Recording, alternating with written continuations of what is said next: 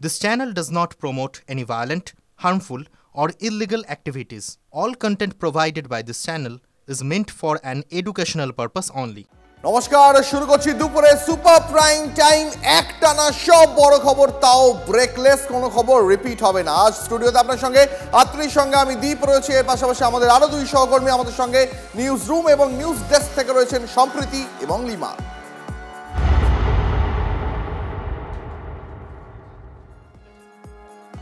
আর আজকে শুরুটা করব সেনা আর পুলিশের সংঘাত নিয়ে।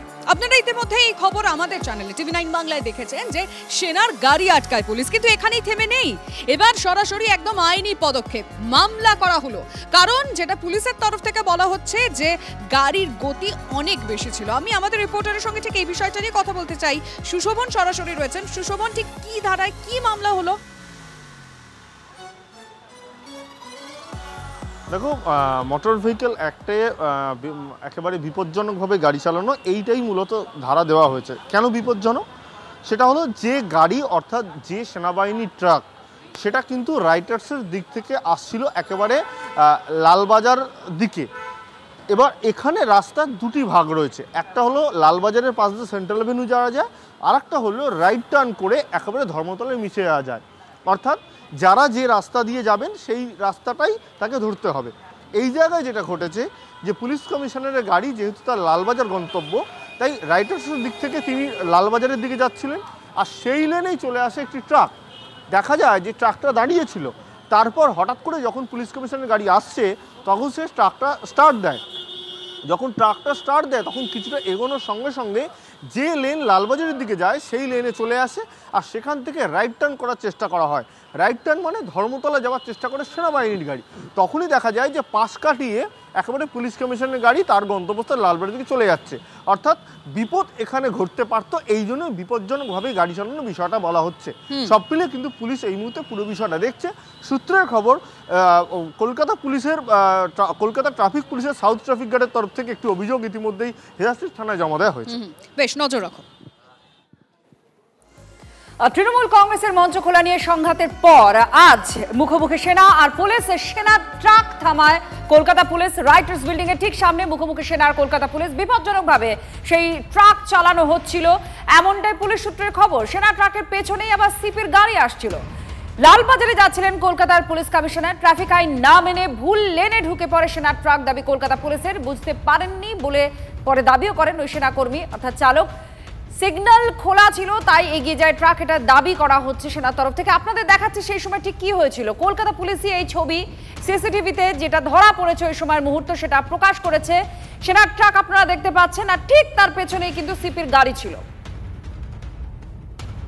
এই ট্রাকটি কিছু সময় আগে যখন ফোর্ট উইলিয়ামের দিক থেকে রিজার্ভ ব্যাংক হয়ে রাইটার্সের সামনে থেকে আসছিল, ঠিক সেই সময় তার এই গাড়িটির পিছনেই কিন্তু ছিল সিপির convoy, Kolkata police commissioner Manoj ভার্মার কনভয় ছিল। এবং যেটা অভিযোগ সামনে উঠে আসছে, এই গাড়িটি বিপজ্জনকভাবে ড্রাইভ করা হচ্ছিল, আর যার দরুন কলকাতার পুলিশ কমিশনারের গাড়ি একটা বড় সড়ো বিপদের সম্মুখীন হতে পারত। আর তার ফলে ঠিক এই জায়গাতে যখন এসে পৌঁছয়, কর্তব্যরত যারা ট্রাফিক সার্জেন্টরা ছিলেন বা ট্রাফিকের যারা অফিসিয়ালরা ছিলেন, তারা কিন্তু এই গাড়িটিকে ইতিমধ্যেই আটক করেছে। আমরা আরও দেখানোর চেষ্টা করব। গাড়িটির পাশাপাশি সেনা অফিসার যারা ছিলেন তারা এই মুহূর্তে এখানে রয়েছেন। हाँ, तो यहाँ पे पार्टीशन है। हमको तो ना ध्यान नहीं पड़ा कि हमको तो इधर ही जाना है, रेड लाइट है। अगर इधर खुल जाएगा तो गाड़ी इधर जाने वाला इधर चला जाएगा। একটা যে পরিস্থিতি, যে একটা সমস্যা তৈরি হয়েছিল সেই বিষয়টা তিনি এক প্রকার স্বীকার করছেন। তবে এখনও পর্যন্ত যেটা আমরা জানতে পারছি, যারা সেনার যারা অফিসিয়ালরা রয়েছেন তারা ইতিমধ্যে ফোর্ট উইলিয়ামে তাদের যারা ঊর্ধ্বতন আধিকারিকরা রয়েছেন তাদের সঙ্গে যোগাযোগ করছেন।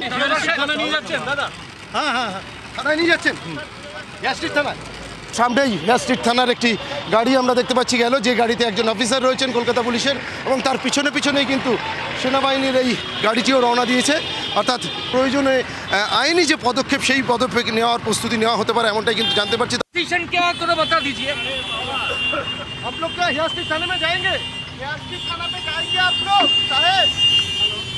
भैया क्या डिसीजन है तो बता दीजिए भैया। हेलो, वो बताइए। गाड़ी बंद कर दीजिए ना।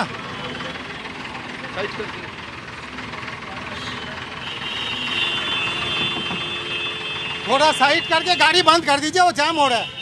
আমরা এই মুহূর্তে যেটা দেখতে পাচ্ছি যে ফোর্ট উইলিয়াম থেকে ইস্টার্ন কমান্ডের প্রায় 2 থেকে 3 জন সিনিয়র অফিসিয়াল বা সেনার অফিসিয়াল যারা রয়েছেন তারা এসে পৌঁছেছেন এবং এই মুহূর্তে যারা পুলিশের যারা অফিসাররা রয়েছেন কলকাতা পুলিশের তাদের সঙ্গে সেনা অফিসাররা কথা বলছেন। সেনার যিনি অফিসার ফোর্ট উইলিয়াম থেকে এসেছিলেন ইস্টার্ন কমান্ডের যিনি অফিসার আমরা দেখতে পাচ্ছি তিনি আবার তার যে জিপসি গাড়িটি সেটিকে নিয়ে এগিয়ে যাচ্ছেন, অর্থাৎ হেয়ার স্ট্রিট থানায় সম্ভবত যাচ্ছেন, সেখানে গিয়েই কথা হবে। कमिश्नर का गाड़ी था, वो आपको पता था?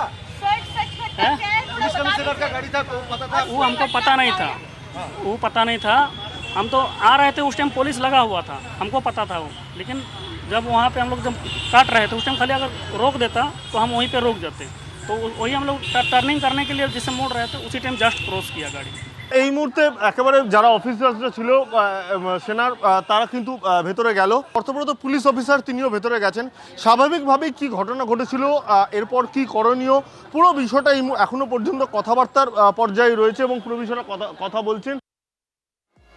এবার আপনাদের দেখাবো সেই সিসিটিভি ফুটেজ যেটা কলকাতা পুলিশের তরফ থেকেই সামনে নিয়ে আসা হয়েছে। দেখুন বিগ ওয়ালে সেই ছবি, আমি আর দীপ আপনাদের দেখাচ্ছি ঠিক কি হয়েছিল আপনাদের দেখাচ্ছি। দেখুন এই হচ্ছে পুলিশ কমিশনারের গাড়ি আসছে আর সেই গাড়িটিরই পথ আটকায় হচ্ছে সেনার ট্রাক। তখন ঠিক দেখুন এখানে একটা নো এন্ট্রি জোন আছে, সেখানেই ঢুকে যায়, অর্থাৎ ট্রাফিকের যে আইন আছে সেই আইনটা লঙ্ঘন করেছে সেনার চালকের বিরুদ্ধে এই অভিযোগই করা হয়েছে, মামলা দায়ের হয়েছে। আমাদের প্রতিনিধি সুপ্রিয়া এই মুহূর্তে আমাদের সঙ্গে সরাসরি আছেন সেই ঘটনাস্থল থেকেই যেখানে এই ঘটনাটি ঘটেছে। সুপ্রিয়, মেয়র রোড আর এই জায়গার দূরত্ব কিছুটা হলেও মনে হচ্ছে মেয়র রোডেরই আঁচ এখানে পড়েছে। গরম হাওয়া বয়ে গেল কি কলকাতার এই অংশে? দেখো আজ সকাল 10:30টার আশপাশের সময় হবে, ঠিক সেই সময়ে এই যে রাস্তা আমার ক্যামেরা পার্সন তুষার ঘটক দেখাচ্ছে, এই রাস্তা ধরেই কিন্তু লালবাজারের অভিমুখে এগিয়ে যাচ্ছিলেন কলকাতার পুলিশ কমিশনার মনোজ ভার্মা তার গাড়ি নিয়ে। কিন্তু আচমকাই যে পরিস্থিতি তৈরি হয়, এই রাস্তাটি দেখো দুটি ভাগে ভাগ করা রয়েছে রাস্তার মাঝে গার্ডরেল দিয়ে, এবং এখন যেদিকে সমস্ত গাড়ি দাঁড়িয়ে রয়েছে এই লেনটি কিন্তু সোজা লালবাজার হয়ে বিবিধিবাগে ডালহৌসির দিকে এগিয়ে যায়। অন্যদিকে ডান দিকে যে সমস্ত গাড়িগুলো টার্ন নেবে বা রাইট টার্ন করবে সেই গাড়িগুলো কিন্তু উল্টো দিকে যে লেন রয়েছে সেখানে রয়েছে। এমনকি রাস্তার পাশে যে ল্যাম্পপোস্ট রয়েছে সেখানে কিন্তু ট্রাফিকের তরফ থেকে যে বোর্ড লাগানো হয়েছে সেখানে কিন্তু স্পষ্ট উল্লেখ করা রয়েছে বাঁদিকের লেন থেকে কোনোভাবেই ডান দিকে রাইট টার্ন নেওয়া যাবে না। আর এখানেই কিন্তু একটা জটিলতা তৈরি হয়। সেনাবাহিনীর যে গাড়িটি বা যে ট্রাকটি বাঁদিকে ছিল একেবারে এই যে লেন, এই লেনের বাঁদিক থেকে আচমকাই সে ডান দিকে রাইট টার্ন নেওয়ার চেষ্টা করে। আর ঠিক সেই সময় ওই ট্রাকের পেছনে ছিল কলকাতার পুলিশ কমিশনারের গাড়ি। কোনো রকমে পাশ কাটিয়ে পুলিশ কমিশনারের গাড়ি লালবাজারের দিকে বেরিয়ে যায়। যদিও লালবাজারের তরফ থেকে যেটা দাবি করা হচ্ছে যে এই ট্রাফিক আইন না মানা বা বিপজ্জনকভাবে গাড়ি চালানোর জন্যে কলকাতার পুলিশ কমিশনারের গাড়ি বড়সড় একটা বিপদের সম্মুখীন হওয়ার একদিন পরিস্থিতি তৈরি হয়েছিল। এবং তার পরবর্তীতে আমরা যেটা দেখি যে সেনাবাহিনীর যে ট্রাক, ভারতীয় সেনার যে ট্রাক ফোর্ট উইলিয়ামের, সেই ট্রাকটিকে কলকাতা পুলিশ থামায়। তার পরবর্তীতে এখানে দীর্ঘক্ষণ ওই গাড়িটিকে রেখে দেওয়া হয় এবং গাড়িতে থাকা সেনাবাহিনীর যে চালক ছিলেন এবং আরও যে অফিসার ছিলেন তাদেরকেও এখানে অপেক্ষা করতে বলা হয়। এবং পরবর্তীতে তারা ফোর্ট উইলিয়ামের যারা সিনিয়র অফিসিয়ালরা রয়েছেন সেনাবাহিনী তাদের সঙ্গে যোগাযোগ করেন, তারা এসে পৌঁছয়। এবং পরবর্তীতে যে বিষয়টা আমরা দেখতে পাই যে ওই ট্রাকটিকে হেয়ার স্ট্রিট থানায় নিয়ে যাওয়ার একটা তৎপরতা দেখা যায় কলকাতা পুলিশের তরফ থেকে। যদিও মাঝপথে কিন্তু সেই গাড়ি আর বা ওই যে ট্রাকটিকে কেন্দ্র করে এই টানাপোড়েনের পরিস্থিতি, সেই ট্রাকটি আর হেয়ার স্ট্রিট থানা যায়নি। সেই ট্রাকটিকে ইতিমধ্যেই ফোর্ট উইলিয়ামে নিয়ে যাওয়া হয়েছে। যদিও ফোর্ট উইলিয়াম থেকে যে সেনা অফিসাররা এসেছিলেন তারা হেয়ার স্ট্রিট থানায় সশরীরে যান, সেখানে গিয়ে কলকাতা পুলিশের যারা আধিকারিকরা রয়েছেন বা হেয়ার স্ট্রিট থানার যে যারা অফিসাররা রয়েছেন, কারণ এই যে এলাকাটা এটা কিন্তু পুরোটাই হেয়ার স্ট্রিট থানার অন্তর্গত, সেই জন্য আর এর পরবর্তীতে আপনারা জানেন, ধন্যবাদ সুপ্রিয় তোমাকে, এর পরবর্তীতে আপনারা শুনলেন যে মামলাও হয়েছে, কলকাতা পুলিশ একটি মামলা দায়ের করেছে। এবার আপনাদের শোনাবো দু তরফের বক্তব্য কি, অর্থাৎ সেনা এবং কলকাতা পুলিশ। শুনুন। হঠাৎ করে লেনটা ভায়োলেট করে রাইট টার্ন করে, যে কোনো পেছনে অনেক গাড়ি ছিল, সিপি সাহেবের গাড়িও ছিল। সিপি সাহেবের গাড়িটা কি চেপে দেওয়া হয়? উনি বাজেভাবেই গাড়িটা চালিয়েছেন, রাইট টার্ন করেন। আচ্ছা, তারপর আপনাদের কথা শুনেছিল, নেমেছিল? হ্যাঁ অবশ্যই, উনি তো গাড়িটা দাঁড়ানো। সিপি পুলিশ কমিশনারের গাড়ি কি পেছনে ছিল? সিপি সাহেবের গাড়িও ছিল, অনেক গাড়িও পেছনে ছিল। মানে এটা কি মানে সিপি সাহেবের গাড়িতে লেগে যেতে পারতো, এরকম পরিস্থিতি তৈরি হয়েছিল কি? হ্যাঁ, আরও তো গাড়ি ছিল, অনেক গাড়ি ছিল, লেগে যেতে পারতো। এই জন্য গাড়িটাকে আমরা সাইড করেছি। ওনাদের যারা ঊর্ধ্বতন কর্তৃপক্ষ তাদেরও জানিয়েছে। খুব র্যাশ ড্রাইভিং ছিল? খুব র্যাশ ড্রাইভিং বলা যাবে না, কিন্তু ডেঞ্জারাসলি ডান দিক নিয়েছেন। इधर से गाड़ी हमको उधर खड़ा करना था, तो यहाँ पे तो उधर जाने के लिए रास्ता नहीं है, यहीं से टर्न होंगे। तो पीछे से कमिश्नर साहब था, हम लोग गाड़ी जस्ट चक्का खाली घुमा था खाली, और कमिश्नर साहब पार हो गए, तो उनको थोड़ा सा डिस्टर्ब हुआ होगा, इसीलिए गाड़ी को खड़ा किए। और बाकी कुछ नहीं। ओवर स्पीडिंग था? ओवर स्पीडिंग नहीं था, मैं तो यहाँ उतरने वाला था, तो ये तो स्लो था गाड़ी। लेकिन अब तो ओ लेन पे था ना। हाँ, तो यहाँ पे पार्टीशन है, हमको तो ना ध्यान नहीं पड़ा कि हमको तो इधर ही जाना है, रेड लाइट है, अगर रेड लाइट इधर खुल जाएगा तो गाड़ी इधर जाने वाला इधर चला जाएगा, वही था।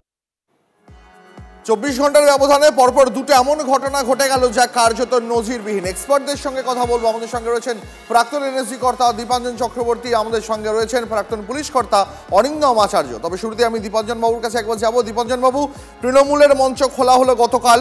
সেনার বিরুদ্ধে খোদ মুখ্যমন্ত্রী মমতা বন্দ্যোপাধ্যায় তিনি একগুচ্ছ অভিযোগ তুললেন। তার 24 ঘন্টা কাটতে না কাটতে এবার কলকাতা পুলিশ তারা সেনার ট্রাক আটকালো, শুধু আটকালো নয়, সেই চালকের বিরুদ্ধে মামলা রুজু করা হলো। কিভাবে দেখছেন এই ঘটনা পরম্পরাকে? দেখুন, আমিও দেখেছি আজকে টেলিভিশন চ্যানেলে। এখন এটাকে নিছকই হয় এটা প্রতিহিংসামূলক আচরণ পশ্চিমবঙ্গ সরকারের, অথবা যেটা আমার মনে হয় যে এই মুহূর্তে রাজ্যের শাসক দল তারা ভয়ঙ্কর বিব্রত।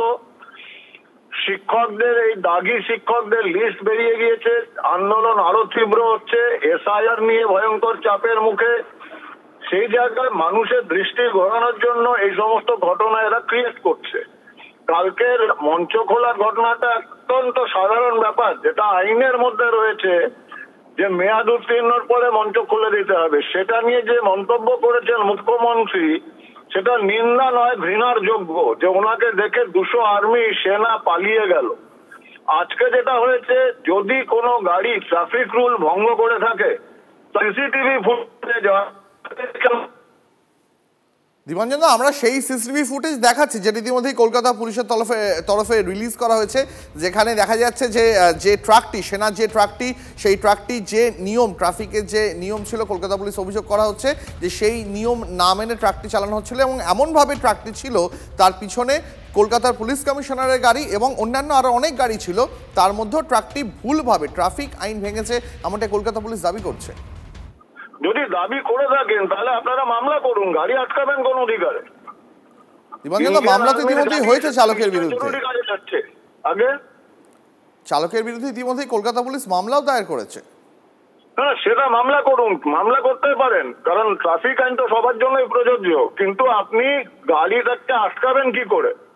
এবং এটাকে আটকে একটা ইস্যু ক্রিয়েট করা, যাতে লোকে খবরের কাগজে, বৈদ্যুতিন মাধ্যমে, টিভি চ্যানেলে ওই 1800 দাগি শিক্ষক নিয়ে কোনো কথা হচ্ছে না দুদিন ধরে, বা এসআইআর নিয়ে কথা হচ্ছে না, কথাটাকে উনি ইস্যুটাকে ঘুরিয়ে দিয়েছেন। এটা প্রতিহিংসামূলক রাজনীতি এবং অত্যন্ত নোংরা প্রচার সর্বস্ব রাজনীতি। এটার সঙ্গে ভারতীয় সেনাবাহিনীকে জড়িয়ে দেওয়ার চেষ্টা করছেন। এটা নিন্দার যোগ্য, ঘৃণার যোগ্য। ধন্যবাদ আপনাকে। প্রাক্তন পুলিশ কর্তা অরিন্দম আচার্যও রয়েছেন আমাদের সঙ্গে এই মুহূর্তে। সরাসরি আমি কথা বলবো অরিন্দম বাবুর সঙ্গে। অরিন্দম বাবু, আপনি দীর্ঘদিন পুলিশে চাকরি করেছেন, এই রকম ঘটনা কখনো ঘটেছে? কিভাবে দেখছেন এরকম ঘটনাকে? 24 ঘন্টার ব্যবধানে এমন দুটো পরপর ঘটনা ঘটে গেল যা কার্যত নজিরবিহীন বলা চলে। দেখুন, আপনারা যেটা বলছেন সেটা একমত। 24 ঘন্টার মধ্যে আজকে ওটা হয়ে আমি মানতে পারছি না, কারণ এখানে সিসিটিভি আছে। আপনারা যেটা দেখাচ্ছেন, আমার প্রশ্ন কি যুদ্ধ আরম্ভ হয়েছে? যুদ্ধ হলে আজকে সেই সমস্ত অনেক রিল্যাক্সেশন আছে, যেভাবে নাকি টানটা নেওয়া হয়েছে। আর পুলিশ কমিশনে একটা অত্যন্ত গুরুত্বপূর্ণ পদ, কিন্তু সাধারণ মানুষও যদি এটা যেভাবে নাকি আজকে ট্রাকটা চালানো হয়েছে, এই ক্ষেত্রে দেখুন একটা কেস হয়েছে, সেটা ট্রাফিক অ্যাক্ট আছে, আবার Indian penal code 377, 337, 338 rash and negligence আছে, আমি সেটা তদন্ত যে হবে। কিন্তু আমার প্রশ্নটা একটু অন্য। প্রশ্নটা হচ্ছে যে কালকে থেকে যেটা হয়েছে, সেটা সেনাবাহিনীর যদি আজকে নিয়ম থাকে যে স্পেসিফিক গ্রাউন্ড আজকে ভায়োলেট করা হয়েছে, সেটা তারা করে থাকুক, কিন্তু রাশ এন্ড নেগলিজেন্সের জায়গা যেভাবে নাকি আজকে টার্ন নিয়েছে ডান দিকে আপনারা দেখাচ্ছেন, এটা তো সত্যি, এটা তো উচিত হয়নি। কিন্তু আমরা আজকে মেনে নিতাম যে আজকে যুদ্ধক্ষেত্রে যাচ্ছে, ইমিডিয়েট সমস্ত ফোর্স যাচ্ছে, সিগন্যাল দেওয়া হচ্ছে, আপনারা আজকে সিসিটিভিতে সমস্ত কিছু বেরিয়ে যাবে। কিন্তু আমার প্রশ্ন হচ্ছে যেভাবে নাকি আজকে গতকালকে ঘটনাটার জন্য আজকে Calcutta police out of previous grudge এটা করেছে, আমি অন্ততপক্ষে এটা মানতে পারলাম না সোফার আপনারা যেটা দেখাচ্ছেন। অতএব এই ক্ষেত্রে আমার মনে হচ্ছে যে আগামী দিনে এটা নিয়ে তদন্ত করা, কারণ সেনাবাহিনীকে সমস্ত ঊর্ধ্বে কিন্তু আজকে রাখতে হবে রাজনীতির ঊর্ধ্বে। আমরা ভারতের বিভিন্ন জায়গায় দেখছি ডার্টি পলিটিক্স, এই পলিটিক্স এর মধ্যে অন্তপক্ষে যারা দিন রাত অক্লান্ত পরিশ্রম করছে আমার মাতৃভূমিকে রক্ষা করার জন্য, তাদের কিন্তু আজকে সবকিছু বাইরে রাখতে হবে। কিন্তু যে আইনটা আপনারা দেখাচ্ছেন সেটা আজকে কিন্তু আমি মনে করে থাকি রাশ এন্ড নেগলিজেন্ট ড্রাইভিং, এবং তাদের জন্য কিন্তু ড্রাইভারের কোনো নিয়ম নেই যে তাকে রাশ এন্ড নেগলিজেন্টের জন্য তাকে এক্সকিউজ করা হবে। অনেক ধন্যবাদ আপনাকে, অনেক ধন্যবাদ। একদিকে তৃণমূলের মঞ্চ খোলার তার 24 ঘন্টার মধ্যেই সেনা ট্রাক আটকানো, কার্যত আবার মুখোমুখি সেনা এবং কলকাতা পুলিশ। সেনা ট্রাক থামালো কলকাতা পুলিশ, রাইটার্স বিল্ডিং এর সামনে মুখোমুখি সেনা এবং কলকাতা পুলিশ। এই গোটা ঘটনাকে বালুরঘাটে বিজেপি সাংসদ এবং কেন্দ্রীয় শিক্ষা প্রতিমন্ত্রী সুকান্ত মজুমদার কিভাবে দেখছেন শোনাবো আপনাদের। দেখেন, পুরো বিষয়টি এখন কেন্দ্র ভার্সেস রাজ্য, এই ধরনের একটা জিগির তোলার জন্য মমতা বন্দ্যোপাধ্যায় এবং তার দলবল চেষ্টা করছেন, এবং এটা চলবে, এটা ভোট অব্দি চলবে, ইলেকশন অব্দি চলবে। মমতা বন্দ্যোপাধ্যায়ের যারা বুদ্ধিদাতা, পরামর্শদাতা, যারা প্রাইভেট কোম্পানি আছে, যাদের নাম আপনারা নিশ্চয়ই শুনেছেন, আইপ্যাক, প্যাকপ্যাক নাম তাদের, তারা এই সমস্ত বুদ্ধি দিচ্ছেন মমতা বন্দ্যোপাধ্যায়কে যে কেন্দ্র ভার্সেস একটা বাঙালি জিগির তৈরি করে আগামী ভোট বৈতরণী পার হওয়ার জন্য। কিন্তু বাংলার মানুষ মমতা বন্দ্যোপাধ্যায়ের দূর অভিসন্ধিকে আশা করি বুঝতে পারবে, এবং বাংলার মানুষ মমতা বন্দ্যোপাধ্যায়কে সঠিক উত্তর দেবেন। আর তার সাথে সাথে এই যে 1804 নাম থেকে দৃষ্টি ঘোরানোর জন্য আরো এই ধরনের অনেক কিছু ঘটনা এখন বাংলায় ঘটানো হবে মমতা বন্দ্যোপাধ্যায়ের নির্দেশে। সুকান্ত মজুমদারের বক্তব্য শোনালাম আপনাদের। এই মুহূর্তে তৃণমূল কংগ্রেসের মুখপাত্র অরূপ চক্রবর্তী রয়েছেন আমাদের সঙ্গে টেলিফোন লাইনে সরাসরি। অরূপদা, এই গোটা ঘটনা আপনি শুনলেন, যেটা বিজেপি তরফ থেকে অভিযোগ করা হচ্ছে যে এই ঘটনাকে কোথাও একটা ভোট বৈতরণী পার করার জন্য এই ট্রিকগুলো অ্যাপ্লাই করছে আইপ্যাকের মতন যে সমস্ত সংগঠনগুলো রয়েছে। আপনি কিভাবে এই গোটা ঘটনাকে দেখছেন? আমি শুধু আপনাদের অনুরোধ করব, আপনাদের দর্শকদের জন্য সিসিটিভি ফুটেজটা একটু তাকিয়ে দিন। আমরা লাগাতার সেই সিসিটিভি ফুটেজ দেখাচ্ছি। এই মুহূর্তেও আপনি যখন ফোনে কথা বলছি আপনার সঙ্গে, আমরা লাগাতার সেই কলকাতা পুলিশের দেওয়া সিসিটিভি ফুটেজ দেখাচ্ছি। এক্স্যাক্টলি। এবার এই সিসিটিভি ফুটেজে কি দেখা যাচ্ছে? আপনি ছেড়ে দিন পেছনের গাড়িটা পুলিশ কমিশনারের, ধরুন পেছনের গাড়িটায় আপনি রয়েছেন বা আমি রয়েছি, পুলিশ কমিশনার বাদই দিন, আপনার বা আমার জীবনের নিরাপত্তার দাম নেই, আপনার বা আমার জীবনের দাম নেই কোনো। পেছনে আরেকটি লাল রঙের গাড়ি দেখা যাচ্ছে, সেই গাড়িটা পর্যন্ত চাপা পড়তে পারতো। যেই রাস্তায় রাইট টার্ন নিষেধ, সেই রাস্তায় ওইরকম ভয়াবহ ভাবে বেপরোয়া ভাবে গাড়ি চালাবে, ট্রাফিক আইন ভাঙবে, পুলিশ অ্যাকশন নেবে না? মানে একটা মানুষ, আপনি কমিশনার ভুলে যান, যে কোনো এমনকি যদি রাহুল সিনহা বা ওই সুকান্ত মজুমদার একটু বক্তব্য রাখছিলেন, যদি সুকান্ত বাবুর গাড়ি থাকতো, কনভয় থাকতো, ওনার সিআরপিএফ এর জওয়ানরা ছেড়ে দিত, ওই ট্রাকটাকে ছেড়ে দিত। আজকে এইরকম বেপরোয়া গাড়ি চালিয়ে যে কোনো মানুষের মৃত্যু হতে পারে, সেইখানে পুলিশ ট্রাকটিকে ডিটেইন করবে না তো কি করবে? আপনি আপনার দর্শকদের উদ্দেশ্যে এই প্রশ্নটা রাখলাম। এই যে রাজনীতি, আসলে সমস্যাটা কি? সেনাবাহিনীকে নিয়ে রাজনীতি করতে করতে কোথায় না বিচিরা। পেহেলগামে হামলার সময় সেনাবাহিনীকে রাখতে পারছে না ওখানে, কারণ সেনাবাহিনী তো নিশিকান্ত দুবের 25তম বিবাহ বার্ষিকীতে সিআরপিএফ জওয়ানরা পাহারা দিতে ব্যস্ত। ভাইরাল হয়েছিল সেই সংবাদ সারা ভারতবর্ষে। বিজেপির এমপি নিশিকান্ত দুবে, তার বিবাহ বার্ষিকী চলছে, সেখানে সিআরপিএফ জওয়ানরা পাহারা দিচ্ছে, কারণ ভিভিআইপিরা আসবে। আর পেহেলগামে সাধারণ মানুষ, তাদের পাহারা দেওয়ার জন্য সেনাবাহিনী। আপনার বক্তব্য পরিষ্কার, ধন্যবাদ আপনাকে।